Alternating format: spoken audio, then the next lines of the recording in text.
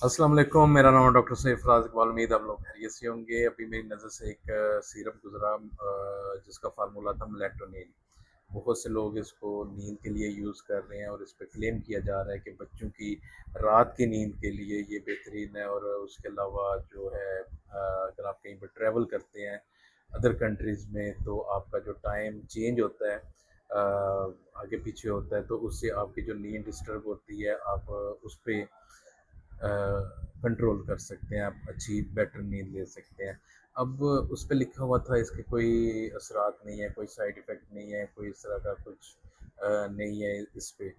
तो जब मैंने इसको देखा तो मैंने कहा कि ये तो बताना मेरा फ़र्ज़ है आपको कि इसके नुकसानात क्या हैं। अब जो मेलाटोनिन है ये एक हार्मोन है। हार्मोन जो है ये बॉडी में एसेंशियल फंक्शन अदा करते हैं। जैसे हमारा पूरा सिस्टम है एंडोक्राइन ग्लैंड का, जिसका जो मेन पार्ट है वो पिट्यूटरी है। अब पिट्यूटरी ग्लैंड जो है वो बाकी ग्लैंड से हार्मोन रिलीज़ करवाता है। सबसे पहले एक स्टिमुलेटिंग हार्मोन रिलीज़ करता है जिससे बाकी ग्लैंड जो है वो हार्मोन रिलीज़ करते हैं। अब मेलाटोनिन हमारे हार्मोनल सिस्टम को कैसे डिस्टर्ब करता है? मेलाटोनिन और कॉर्टिसोल जो है ये दोनों एक दूसरे के एंटेगोनिस्ट हार्मोन है। ठीक है, रात के टाइम जो है कॉर्टिसोल का लेवल कम हो जाता है, मेलाटोनिन का लेवल हाई हो जाता है। दिन को जो है वो कॉर्टिसोल का लेवल जो है वो हाई हो जाता है, मेलाटोनिन का लेवल कम हो जाता है। लेकिन अगर दोपहर को हम मेलाटोनिन का लेवल हाई रखते हैं तो कॉर्टिसोल का लेवल कम हो जाएगा। और कॉर्टिसोल जो है वो हमारे फाइट एंड फ्लाइट और बहुत से मैकेनिज्म में इन्वॉल्व है। बुरा तो है ही है लेकिन उसके अलावा भी वो काम करता है। मेलाटोनिन को ही अगर आप हाई डोज में रखेंगे दिन के टाइम में तो वो हमारे जो है थायराइड के फंक्शन है इनको भी डिस्टर्ब करेगा। अब हमारा दिमाग जो है वो थायराइड के जो हार्मोन है उनके रिलीज़ करने के लिए टीएसएच हार्मोन निकालता है, थायराइड स्टिमुलेटिंग हार्मोन, जो आगे थायराइड पे इफेक्ट करके अपने वो जो है T3 T4 वगैरह जो हार्मोन है वो निकालते हैं। इसी तरह मेलेटोनिन अगर एक्सेस में लिया जाए, ज़्यादा अमाउंट में लिया जाए तो ये टेस्टोस्टेरोन पे भी असर करता है। अब वो आप पूछेंगे कैसे करता है, तो वो जब हमारा ब्रेन ल्यूटिनाइजिंग हार्मोन बनाता है जो स्टिमुलेट करता है टेस्टिस को कि वो टेस्टोस्टेरोन बनाए।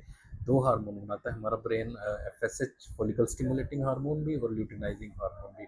इस तरह ये मर्द में टेस्टोस्टेरोन को भी लेवल कम कर देता है और लेडीज़ में जो है वो प्रोजेस्टेरॉन का लेवल भी कम कर देता है। अब ये कुदरत है, कुदरत ने हार्मोन का एक सिस्टम रखा हुआ है।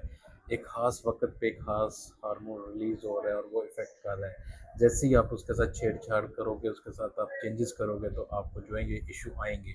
और हार्मोनल इम्बैलेंस एक ऐसी चीज़ है कि ये लेडीज़ में अगर खुदा ना खास्ता हार्मोनल इम्बैलेंस होता है जैसे प्रोजेस्टेरॉन एस्ट्रोजन वगैरह का, तो बड़े लंबे अरसे तक जो है वो बेऔलादी का सामना करना पड़ता है उनको। काफ़ी टाइम तक जब तक वो हार्मोन बैलेंस नहीं होते तब तक जा चलता है ये काम। उसके अलावा जो है ये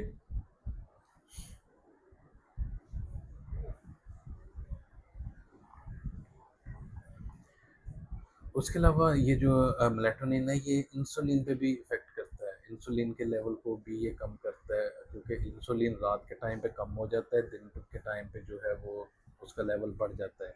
तो ये बच्चों में रात दिन के टाइम के भी जो है वो लेवल को कम कर देता है, जिससे वो आगे डायबिटीज़ का जो है वो इशू आना शुरू हो जाते हैं। तो ये चीज़ें हैं अपने ज़हन में रखनी है। अब मोस्टली एक लंबी पॉपुलेशन बच्चों की है तो हर मैन्युफैक्चर हर चीज़ जो है वो ज़्यादा तो उसका जो कस्टमर होता है वो बच्चों ही होते हैं। तो अब ये जो है नींद के लिए मेरे ख़्याल में कि बच्चों के लिए सबसे बेहतरीन जो है वो नींद के लिए ये है कि वो इतना खेलें कि रात को थक के खुद से सो जाएँ। बाकी दुआओं में याद रखिएगा। अल्लाह हाफ़िज़। और बड़ों के लिए भी यही है कि वो इतने थके हों कि उन्हें सोचना ही ना पड़े कि उन्हें नींद क्यों नहीं आ रही, या नींद नहीं आ रही है उन्हें, या वो किसी और उलझनों में अपने दिमाग को उलझाएँ तो वो बेड पे लेटते साथ ही सो जाएँ। बाकी दुआओं में याद रखिएगा। अल्लाह हाफ़िज़।